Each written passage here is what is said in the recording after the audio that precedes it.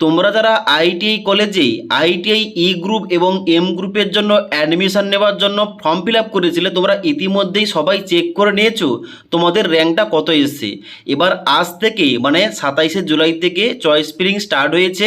তোমাদের সঠিকভাবে choice filling করতে হবে, কারণ তোমাদের র্যাঙ্কটা যদি একটু বেশিও আসে, যদি তুমি সঠিকভাবে চয়েস ফিলিং করো তোমরা কিন্তু গভর্নমেন্ট কলেজ পেয়ে যাবে।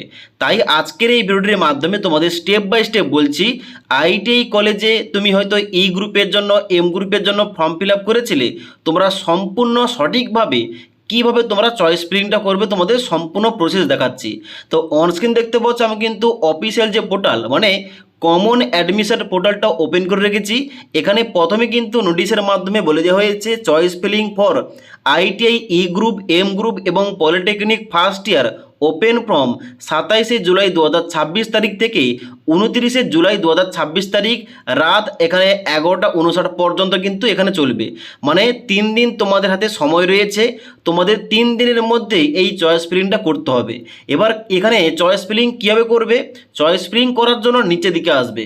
নিচের দিকে আসার পর ডান দিকে দেখতে পাচ্ছ অ্যাপ্লিক্যান্ট লগ ইন একটা অপশান দেওয়া রয়েছে ফর চয়েস ফিলিং, যেখানটায় নিচে এই যে সাইন ইন অপশান, এই সাইন ইন অপশানটায় ক্লিক করবে। সাইন ইন অপশানে ক্লিক করার সঙ্গে সঙ্গে পরবর্তী পেজ খুলবে, যেখানটায় তোমাদের এন্টার মোবাইল নাম্বার জায়গায় তোমাদের রেজিস্টার মোবাইল নাম্বার পুট করতে হবে। নিচে আসার পর ক্যাপচা কোডটা দিয়ে এখানে সেন্ড ভেরিফিকেশান কোড এই অপশানটায় ক্লিক করতে হবে। এবার সেন্ড ভেরিফিকেশান কোড অপশানে ক্লিক করার সঙ্গে সঙ্গে তোমাদের রেজিস্টার মোবাইল নাম্বার একটা 6 সংখ্যার ওটিপি যাবে। ওটিপিটা বসানোর পর নিচে ভেরিফাই অ্যান্ড কন্টিনিউ অপশানে ক্লিক করবে। এবার ভেরিফাই অ্যান্ড লগ ইন অপশানে ক্লিক করার সঙ্গে সঙ্গে তোমাদের ড্যাশবোর্ডটা এইভাবে খুলবে। তোমরা কি করবে, নিচের দিকে আসবে। নিচের দিকে আসার পর তোমাদের র্যাঙ্কটা এখানটায় দেখতে পাবে, তুমি যে গ্রুপের জন্য আবেদন করেছিলে। ডান দিকে এখানে তোমাদের জেনারেল র্যাঙ্ক দেখতে পাবে, এবং তুমি যদি এসসি এসটি ওবিসি থেকে আবেদন করে থাকো তোমাদের কাস্টের র্যাঙ্কটাও দেখাবে। এবার ঠিক তার নিচে মানে মেরিট র্যাঙ্কের নিচে একটা অপশান যুক্ত করা হয়েছে চয়েস ফিলিং। এখানে চয়েস ফিলিং করার জন্য তোমরা কি করবে, এই যে start choice filling for ITI এখানটায় তোমাদের ক্লিক করতে হবে। এবার স্টার্ট চয়েস ফিলিং অপশানটায় ক্লিক করার সঙ্গে সঙ্গে এখানে কিন্তু কলেজের সমস্ত লিস্ট বেরিয়ে আসবে। এবার তোমাদের এখানটায় সঠিকভাবে চয়েস ফিলিং করতে হবে, সঠিকভাবে তোমাদের প্রেফারেন্স দিতে হবে। এবার বাম দিকে দেখতে পাচ্ছ এখানে কিন্তু অ্যাভেলেবেল সমস্ত কলেজের নাম এবং ট্রেডের নামগুলো দেখাচ্ছে।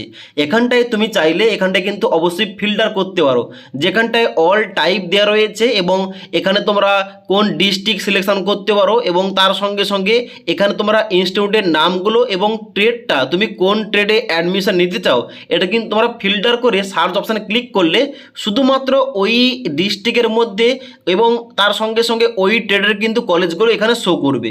এবার তুমি যদি সমস্ত কলেজ সমস্ত ডিস্ট্রিক্টের এখানে কিন্তু সমস্ত কলেজগুলো দেখতে চাও, এখানে কিন্তু অল সিলেক্ট করবে, এবং নিচে কিন্তু অবশ্যই প্রত্যেকটা কলেজের নাম, ওই কলেজটা প্রাইভেট নাকি গভর্নমেন্ট আইটিআই এখানে কিন্তু পাশে লেখা থাকবে, এবং তার সঙ্গে সঙ্গে ওই কলেজে কোন ট্রেডটা অ্যাভেলেবেল রয়েছে এখানে কিন্তু ট্রেডের নামটা কিন্তু এভাবে উল্লেখ করা থাকবে।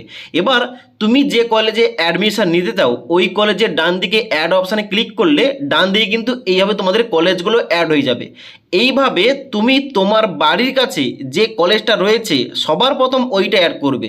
এবার তোমার বাড়ির কাছে কোন কলেজটা রয়েছে তুমি কীভাবে জানবে, তুমি ক্রোম ব্রাউজারে গিয়ে লিখবে government ITI college near me, তাহলে কিন্তু অবশ্যই তোমার বাড়ির কাছাকাছি যে সমস্ত গভর্নমেন্ট আইটিআই কলেজ রয়েছে ওখানে কিন্তু তোমরা লিস্ট পেয়ে যাবে, এবং ওই সমস্ত কলেজগুলো কিন্তু অবশ্যই এখানটায় তোমরা প্রিফারেন্স হিসাবে অ্যাড করবে। এবার তুমি হয়তো চাইছো তুমি যে জেলা থেকে আবেদন করেছো ওই জেলার মধ্যে যেন সমস্ত কলেজগুলো বের হয়, তাহলে কিন্তু অবশ্যই এখানে ফিল্টারের জায়গায় অল ডিস্ট্রিক্টের জায়গায় তোমার ডিস্ট্রিক্টটা সিলেকশন করে এখানটা কিন্তু ডান দিকে সার্চ করবে, তাহলে শুধুমাত্র তোমার ডিস্ট্রিক্টের আন্ডারে এখানে সমস্ত কলেজের লিস্ট বেরিয়ে আসবে। আশা করি বুঝতে পারলাম। তো এখানটায় সবার প্রথমে একটা গুরুত্বপূর্ণ কথা বলে রাখি, চয়েস ফিলিং সঠিকভাবে করার জন্য তুমি যে ট্রেডটা নিয়ে অ্যাডমিশন নেবে অবশ্যই ওই ট্রেড থেকে সমস্ত কলেজগুলো প্রথম দিকে রাখার চেষ্টা করবে।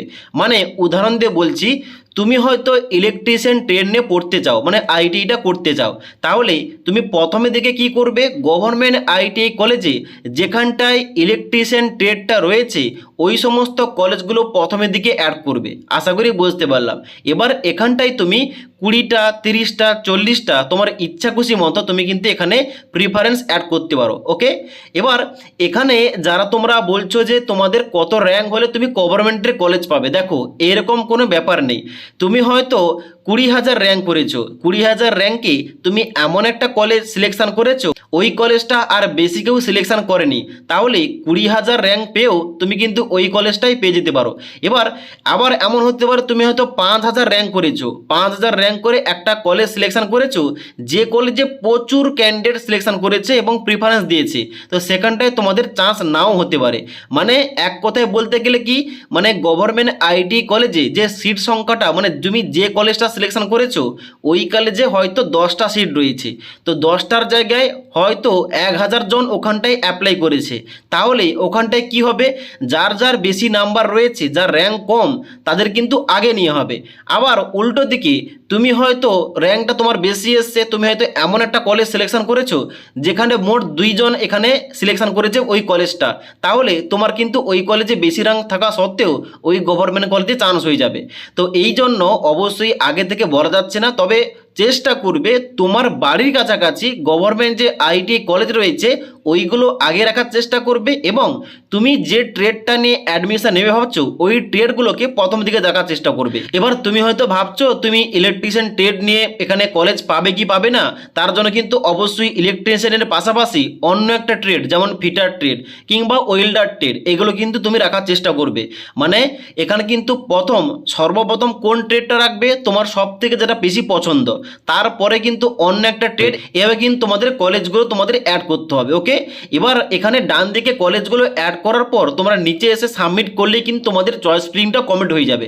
এবার তুমি যদি চাও যে এখানে এই যে 29 তারিখ লাস্ট ডেট রয়েছে এর মধ্যে তুমি যদি কোনো অ্যাড করতে চাও কিংবা চেঞ্জ করতে চাও, অবশ্যই লগ ইন করে এখানে কিন্তু চেঞ্জ করতে পারো। এবার এখানে দেখবে এখানে কিন্তু একটা তীর চিহ্ন দেওয়া রয়েছে প্রত্যেকটা কলেজের এখানে ডান দিকে, তুমি চাইলে এখানে 5 নম্বরটা যে তুমি কলেজ চুজ করেছো এটা কিন্তু তুমি উপরের তীর চিহ্নতে ক্লিক করে উপরের দিকে উঠাতে পারো, আবার নিচের দিকে নামাতে পারো।